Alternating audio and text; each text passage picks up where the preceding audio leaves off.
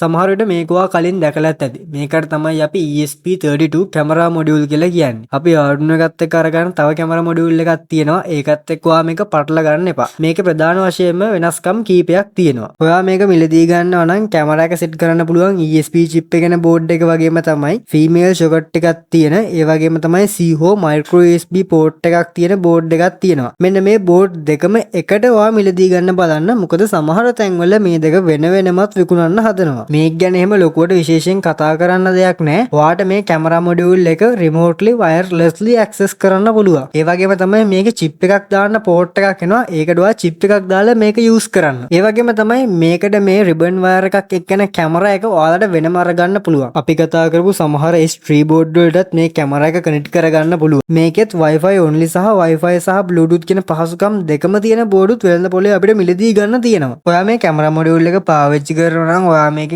iPhone 16 එක තරම් camera quality එක බලාපොරොත්තු වෙන්න එපා. මොකද මේ කැමරාවේ එච්චර ලොකු quality එකක් නැහැ. අද වීඩියෝ එකේ අඩුපාඩු ඇති. මට කියන්න බැරි වෙච්ච දේවල් ඇති. ඒකට sorry වෙන්න ඕනේ.